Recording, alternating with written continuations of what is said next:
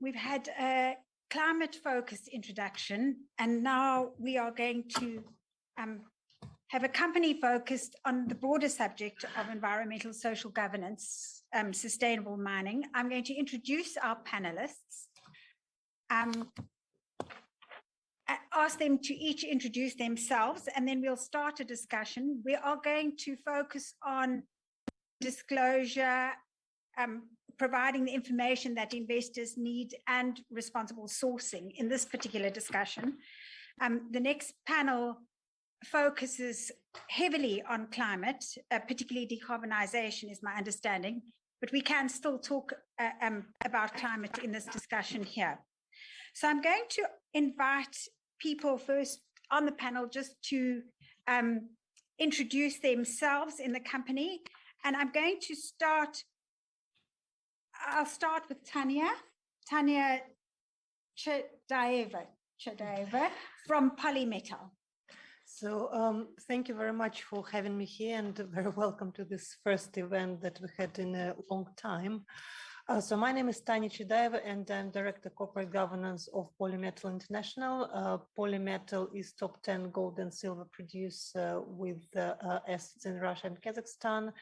And we are, among other mining companies, we are doing quite well with various sustainability ratings. So we're top rated in Sustainalytics, in FTSE4Good. We are the only mining company in the former Soviet Union, a member of MSCI. And I think we have something to share with other companies how we achieve these results. Great, thanks. The next person I'm going to ask to introduce themselves, and can I see, it's Anastasia Kuskova. Yeah. Thank you, Jane. Hear a little bit of echo. Okay, so yeah, I'm Anastasia Kuskova. I lead sustainability and transformation in Eurasian Resources Group. This is an international mining company with presence in 15 countries and operations in more than 40 countries, commercial operations, and also more than 70,000 direct employees. I'm also Deputy Governor of the Mining and Metals Platform of the World Economic Forum, connecting today from Amsterdam. Happy to join you. Thank you. Great. So, and Alex Charchitz is our other panelist. If you could introduce yourself, Alex from Polyus. Hi, great to be here and great to share opinions and experience with fellow colleagues from the industry. My name is Alex. I represent Polyus. We are the largest gold mining company in Russia and the fourth largest gold miner globally. We are the only Russian company which is a member of the ICMM, the International Council on Mining and Metals. And we are also, through ICMM, we are actively participating in kind of setting the framework of best practices and instructions and guidelines how metals and mining companies can enhance their ESG and sustainability performance. We are quite a good performer in terms of various ESG ratings. And yeah, I'll also be happy to share our experience of how we do it. Great, thanks, Alex. So you've met panelists who haven't spoken, but I'm going to ask Ayuna and Yulia to introduce themselves again because we're having a company focus session now. I'll start with Yulia. If you can introduce yourself and your role at the EN Plus group. Yes, hello everyone. My name is Yulia Chikunaeva. I'm Director of Capital Markets and Strategic Initiatives in EN Plus Group. And as part of this role, I'm responsible for all sorts of public market financial, capital raisings and engagement with stakeholders, as well as our strategy as it relates to ESG and sustainable development, and with the specific focus on climate change. For those of you who don't know what EN Plus is the largest low carbon aluminium producer outside in the world, and the largest aluminium producer full stop outside of China. We are largest private hydropower plants operator. So in the world, our installed capacity is 15.6 gigawatts of hydropower. And as a point of reference, 2 gigawatts is Hoover Dam in the US. So that's the scale. And earlier this year, we announced our net zero commitment by 2050, and we announced our GHG reduction targets by 2030 by at least 35% on scope 1 and scope 2 level. And in September this year, we published a detailed roadmap with the scientifically verified targets and measures how we're going to progress on that. And I'm happy to share more of this when we have an opportunity to speak. Great. And Yuna, if you would like to just introduce yourself again, your role on London Stock Exchange, and I'm actually going to start the first question with you. It's on the subject of disclosure. You've said there's a clampdown on greenwashing, but I wanted to know, how does the London Stock Exchange influence or control greenwashing? Are you able to control it? You have explained to me in previous discussions, it's really at the IPO stage that particularly you have control, but if you could elaborate on that, that would be great. Thank you, Jane. And Sorry. You're starting with the toughest question, right? Sorry. So I head up European business development, and by Europe I actually mean Eurasia, Europe, Russia, CIS, Central Asia, including the Nordics and Western Europe as well. So that's the coverage of my team, and but my role is to talk to prospective clients and also listed companies. And over the past 2 years, that's been ESG has always been at the top of the agenda, and increasingly so climate-related conversations with natural resources companies. And also just to mention that London Stock Exchange Group itself was the first exchange to subscribe to the Race to Zero, UN's Race to Zero campaign, and we have our own net zero science-based targets. So to go back to your question around greenwashing, I think there is how to put it. I mentioned that in my speech, there is a role for the whole market to play.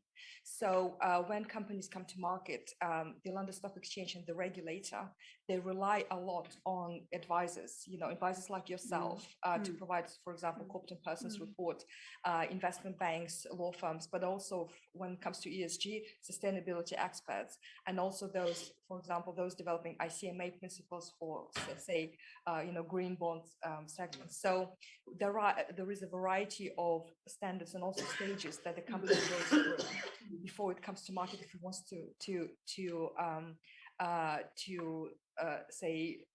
state that they are a green economy company, for example, or they have a specific sustainable goals. When the company is already on the market and is already disclosing with TCFD standard, for example, and they could use other standard, but in the UK, TCFD is the predominant one. Then it becomes, again, a matter of an obligation of a company to be fair and to be credible in what they're saying and stating. So as such, we as London Stock Exchange, we don't monitor every single company, and we don't monitor them from other aspects. But there is a principle of comply or explain, and the principles-based approach, but there is also trust in the market. So like investors, like the exchanges and other market participants, we rely on companies to really disclose fairly, but also with the support of course, of sustainability experts. Okay, great. And I'm going to just ask you one more question. You mentioned the tools that you help companies with their disclosures and your climate governance tool. I was lucky to speak to you last week because we're helping a client with a climate strategy, and we actually had a chance to play with it, and it was very, very useful. They found it very, very useful, that recently launched tool. But you talk about climate reporting training. How does that happen? Do the listed companies, how do they access that training? So that's, thank you. So that's available already on our issuer services website. And it's very, you can just search for it.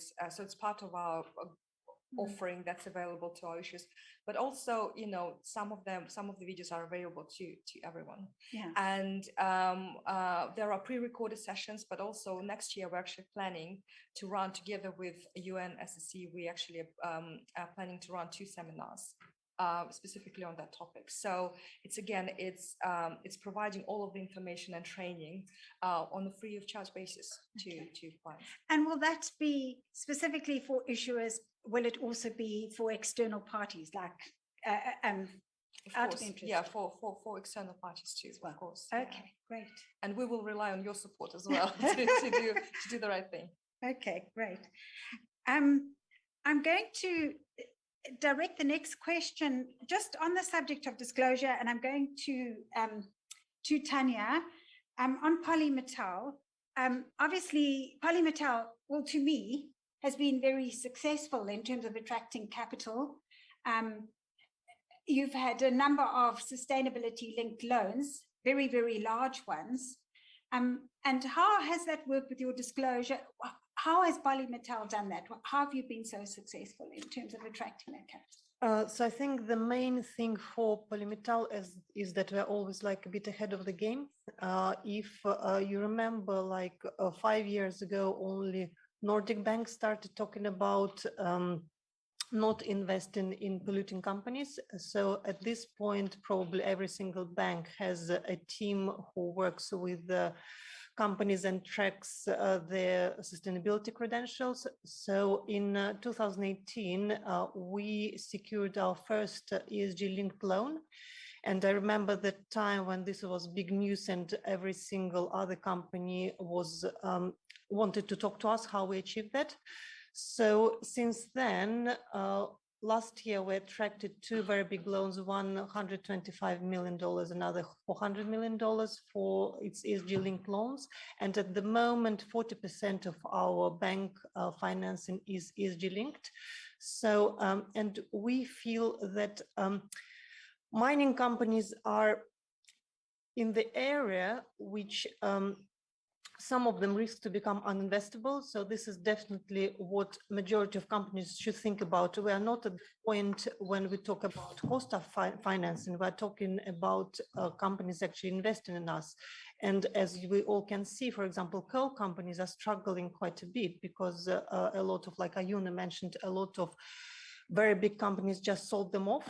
And at the moment, on the one hand, there are problems with disclosure because it's quite hard to disclose how green you are if you're a coal company. So we as miners need to do absolutely everything to ensure that we are no longer uninvestable.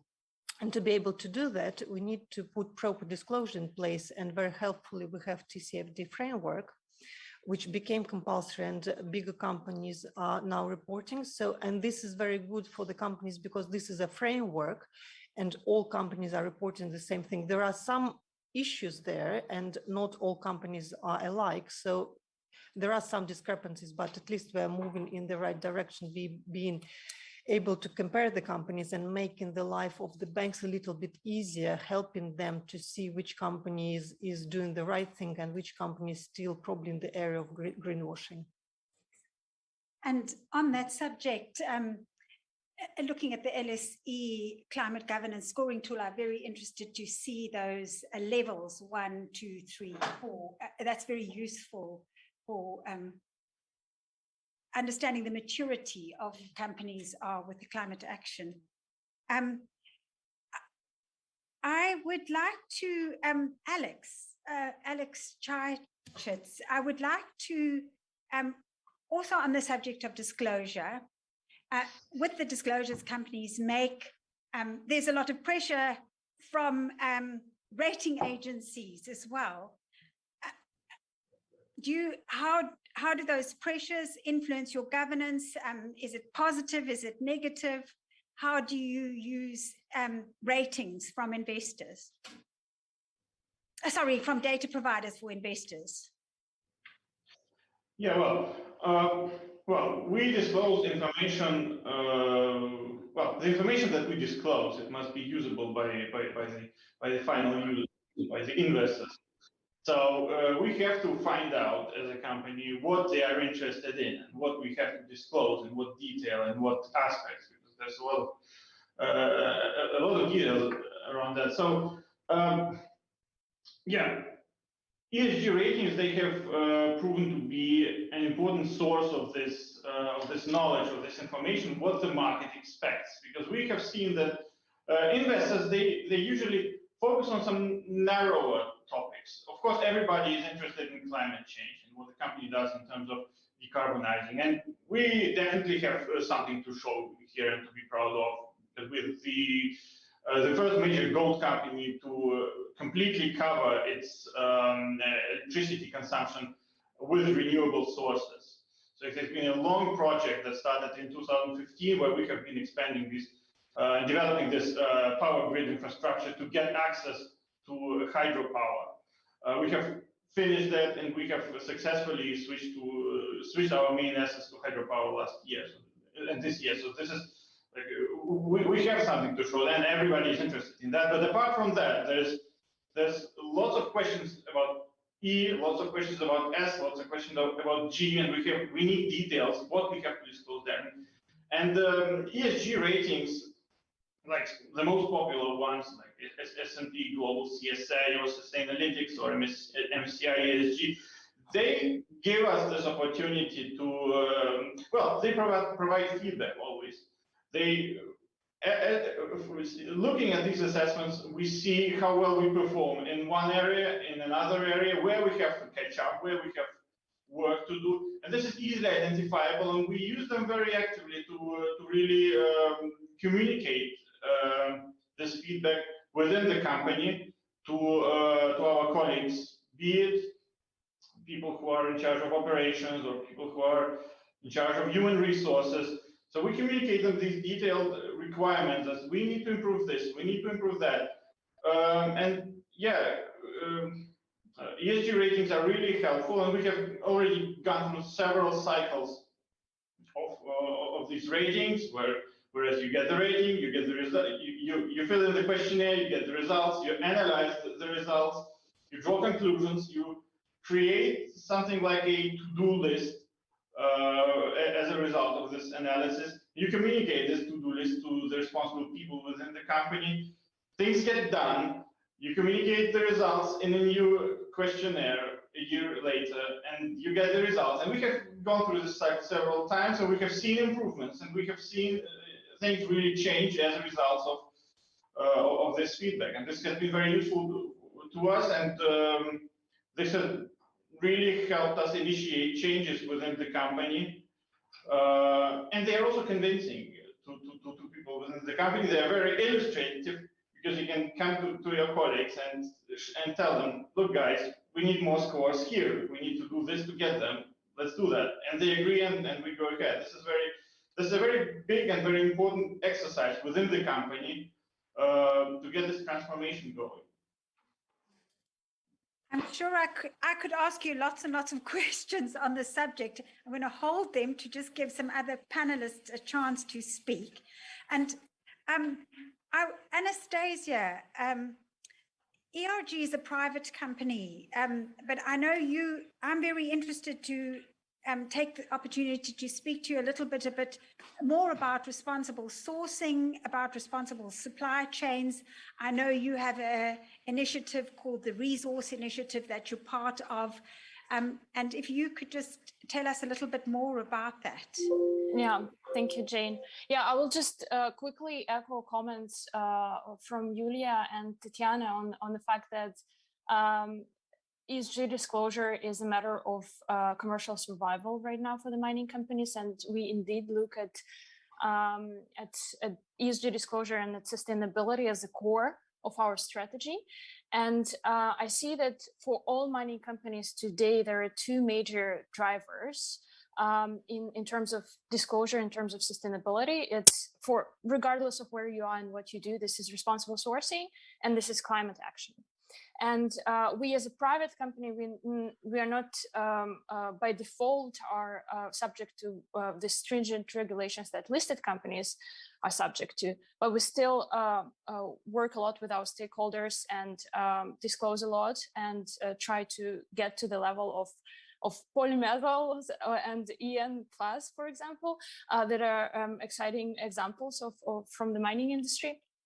And one of the initiatives that we work on and that you mentioned is about helping and building bridges in the fragmented supply chains where we work, in communicating our ESG performance to customers of our customers, so tier 2, 3, 4 customers, so EV producers or smartphone producers, how well we perform in terms of ESG. So Julia's crystal ball is very similar to our crystal ball. We see that it's critical for EV producers to demonstrate that metals that they use in the batteries in the cars were produced sustainably, to communicate the carbon footprint of every step on the way. So the scope 3, not only scope 1 and scope 2 that they measure and communicate today already.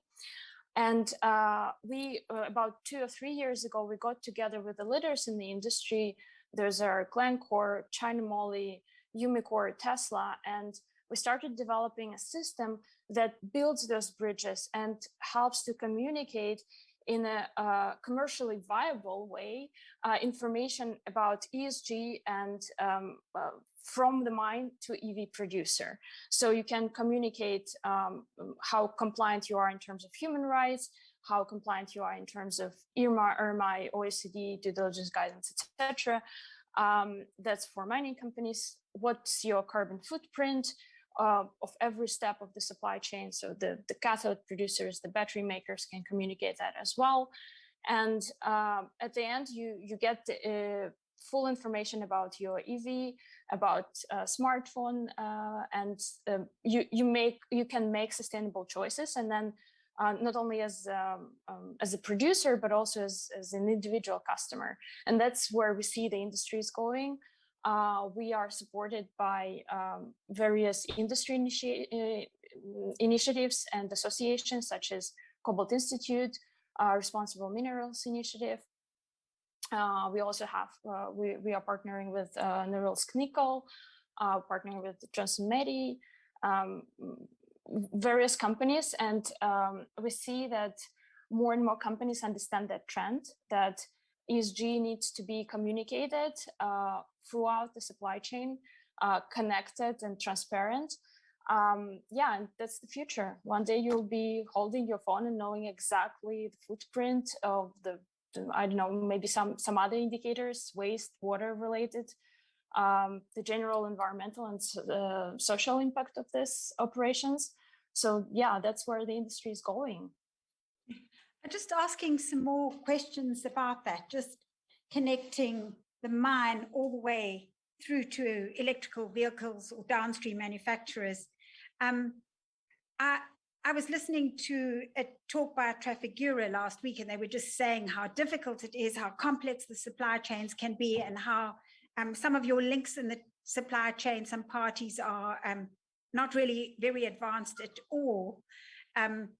And you have to help them along to make sure that this information is flowing all the way through the supply chain. Would you like to comment on that a little bit more? Or Yeah, indeed. And the idea of the system that we work and why we work with competitors and why we invite everyone to join us is to improve the sustainability performance of the entire industry. So that we work with small miners, with the companies that don't really have scanning devices at their sites, so that we can really improve physical traceability of the product and help them improve their standards. And also the system, essentially, it helps companies at the end of the supply chain, so downstream companies, to work with their suppliers and improve their performance, so motivate them.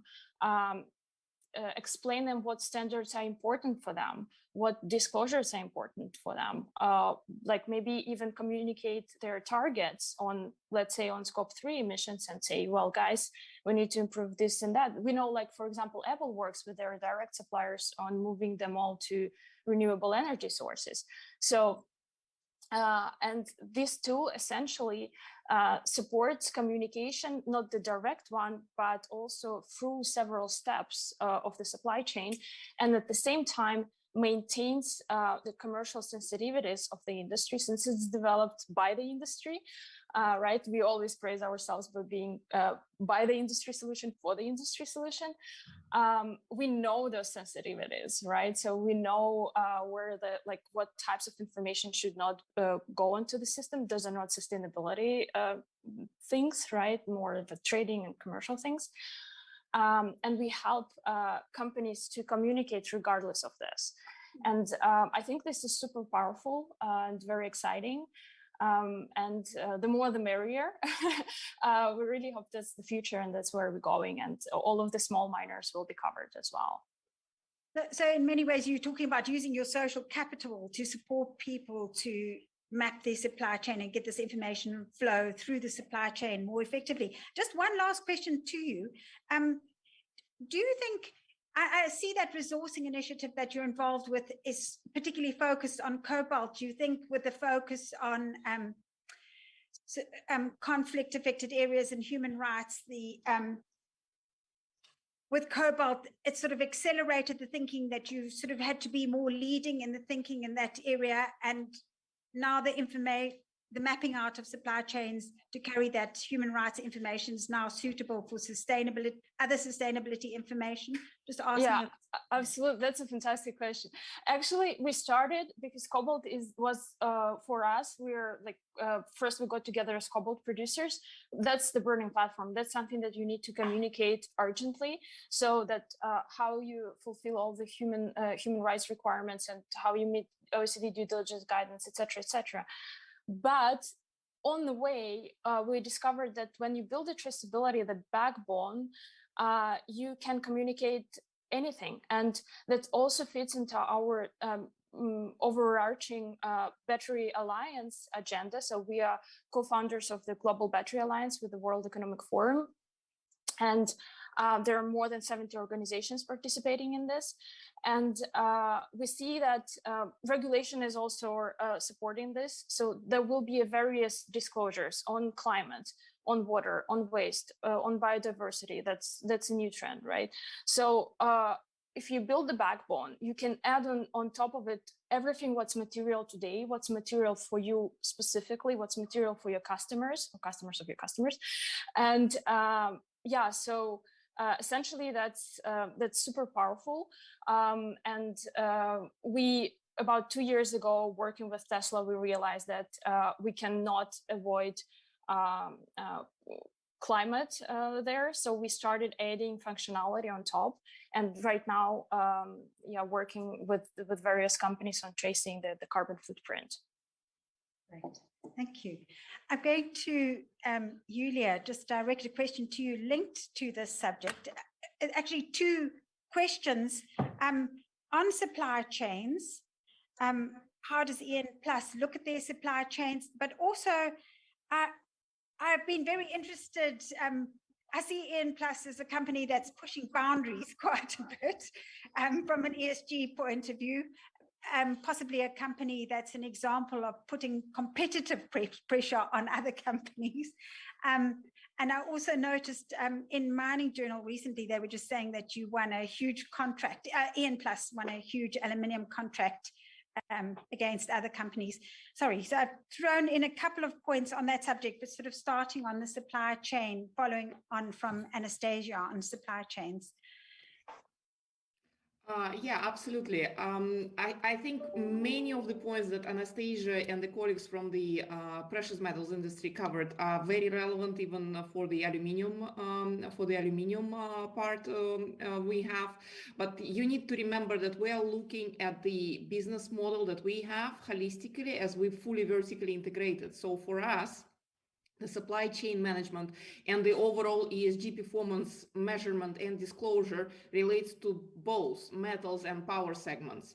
So we developed lots of internal guidelines and the publicly available policies that are disclosed, that are guiding our principles of supply chain management. And those are implemented in all of our contractual relationships. For example, the corporate code of ethics, the business partner code, the procurement regulations, and so on. So we KYC all of our suppliers, and we pay specific attention to groups' principles on ethics, corruption, health, safety, and environment. And for example, for our contractors and subcontractors, we incorporate in the contractual relationships, be it in the power segment or a metal segment, undertakings related to HSE. So via the selection of contractor, for example, we would look at their health and safety and environmental performance before we award the contract. I think the important consideration for us is also scope 3, and scope 3 goes both ways, and for us it's mostly goes downstream, as we are at the very end of the upstream in the industry. There we go into specific focus with respect to carbon footprint of materials that we buy, alumina, bauxite, and carbon containing materials. As you may remember, aluminium production process implies not only carbon being at the source of energy, that is scope 2, but other materials that participate in electrolysis and alumina refining, for example. We also believe in cross-sectoral collaboration and forming of the partnerships. And for example, Anastasia mentioned example of Tesla.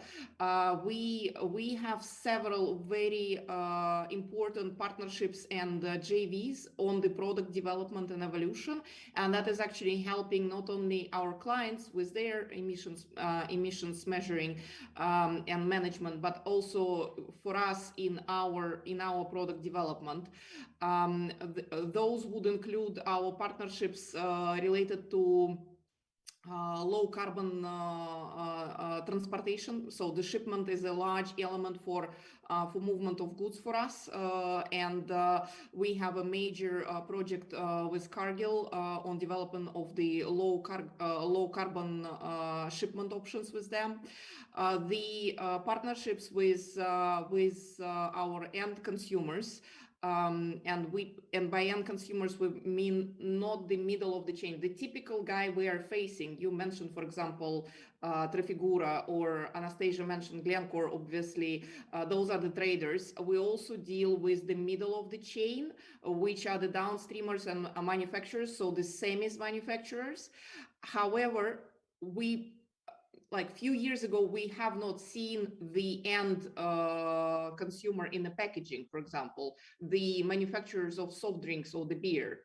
And now we work collaboratively, for example, with AB and BF and Budweiser, whereby we introduced our breakthrough, zero carbon aluminium for them to try it out in the packaging solution for the beer.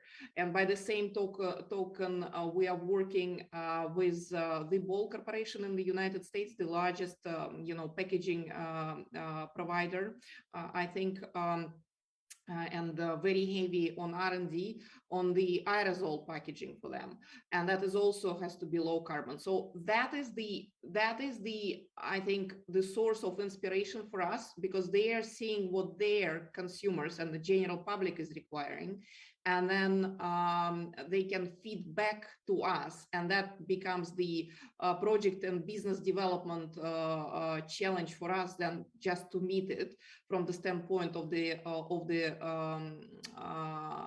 supply chain management. I also want to touch on the other aspect that you mentioned, on the overarching, the ESG disclosure and credentials, and how do you make them, credible. And we greatly believe in external verification, and we greatly believe that you have to track yourself against your better self. I think to this end, whatever we have announced, we always try to verify and confirm that this is technologically and scientifically viable. For example, our metal segment announced full SBTI, Science-Based Target Initiatives, fully aligned goals on the decarbonization. And those have translated into net zero strategy that the group adopted altogether.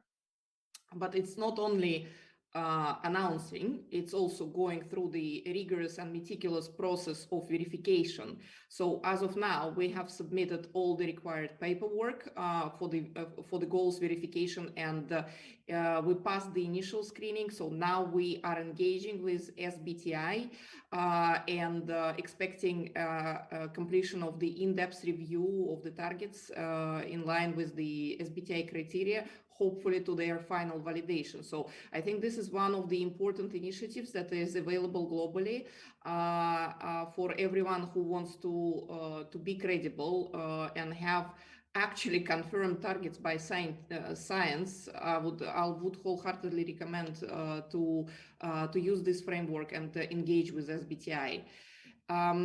With respect to what you were saying, with respect to the proactive engagement with all stakeholders and our peer group, obviously we cannot be, we are a large manufacturer of aluminium, around 6% of the global supply, but it's only 6%.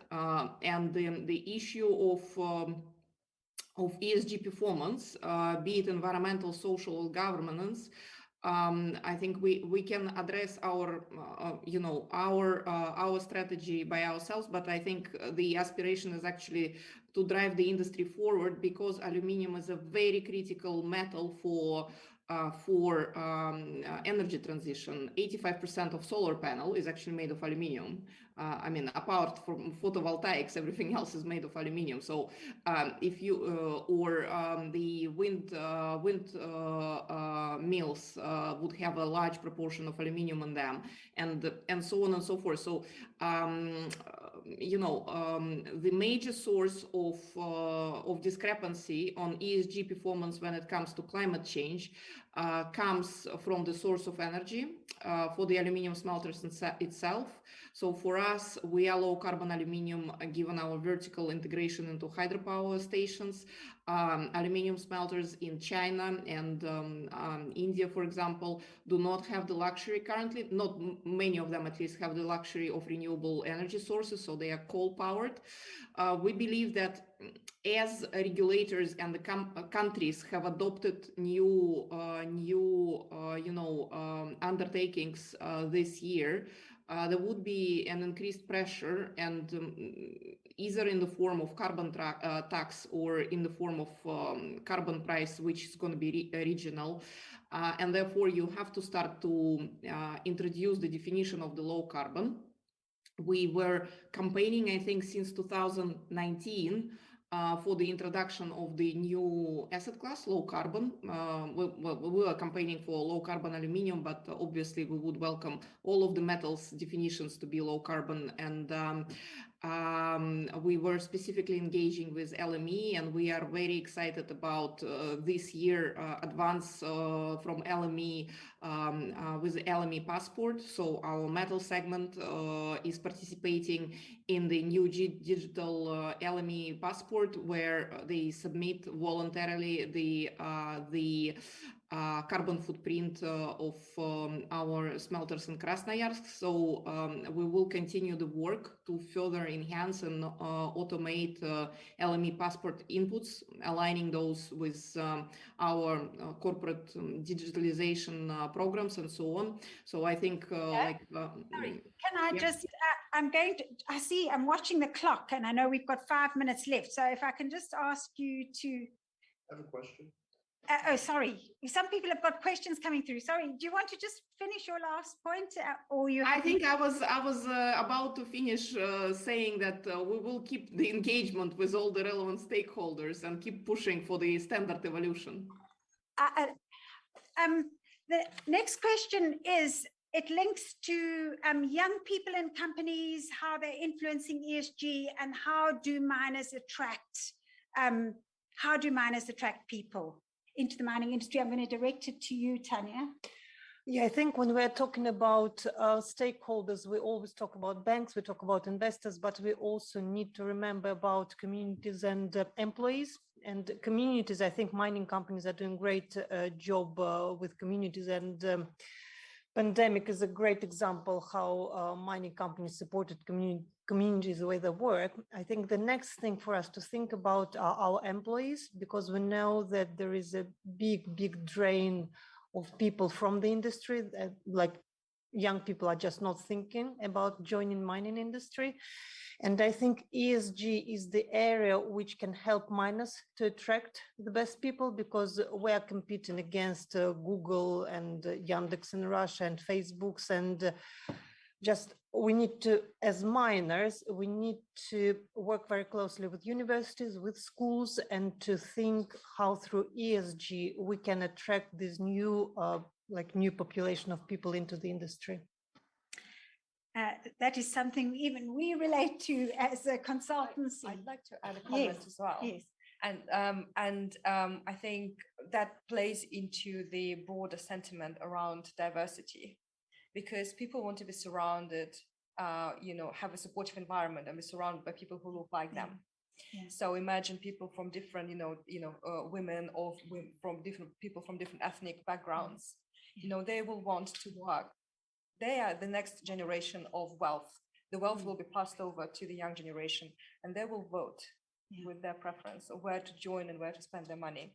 And I think that's why companies need to take action now to work on diversity at all levels, including junior hiring, including appointing diverse boards and executive management to ensure that they remain attractive. The current status quo can last for another, 5-7 years max, and then exactly as Tanya said, we might see a huge brain drain. Just at MINEX Russia, it was quite interesting. This question was asked to the panel then, and the different companies were asking how young people in the company are driving change. The question was asked, how easy is it to actually effect change in your companies from an ESG point of view? And the answer the different companies were making was that it's actually quite easy, because especially with the young people, they really want that change to happen. Correct.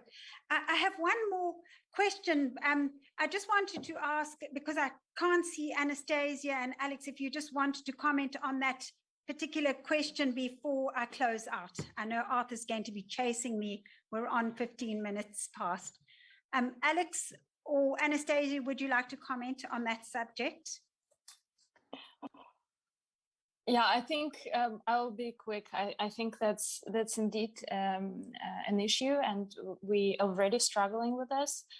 But every time then I interview candidates, I'm saying, well, it's not that many things that you can change in Google, and there are so many things you can change in the mining industry. So if you really want to drive transformation, that's the place to go. And Alex, would you like to make a closing comment? I've got one more question I'm going to put forward on that front. Yeah, we are, I'm going to boast, but we are proud to be quite a young company already now, because we were, our CFO is below 40 years, and we have a very, very young company, very young team here of people who define the strategy of the company, and who, including ESG. So it might be a bit easier for us to kind of be on top of this wave, or at least to try to be that. And we see the value of it, and we try to hire people that are also driven by this ability to change, to contribute to this change, to watch at the industry with, from a new perspective. Okay, now the last question that I have, and just quickly, I do think this question was about the focus, seemingly exclusive focus on, oh, I've lost the question, so I have to do it from memory. It is about how with ESG, there seems to be an exclusive focus on decarbonization. What about other elements of ESG?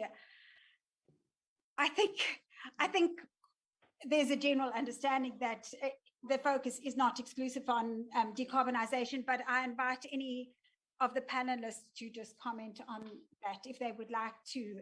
It's easiest for me to invite Tanya because you're right next to me, so I will do that. I think the last round of discussion about communities, employees, and just the wider engagement of the mining companies basically answers the question. It's not about just reducing carbon footprint. It's just about being, I mean, we've been talking about being good corporate citizen for so many years, and this is exactly the time when we should prove that miners are really good corporate citizens. And I will add on governance. So risk management is crucial, and also how mining companies implement the ESG principles across the board, across the whole value chain. So the social impact and the governance play an equally important role in making sure that mining companies meet their climate targets. Great, thank you. I'm going to have to close this panel discussion now.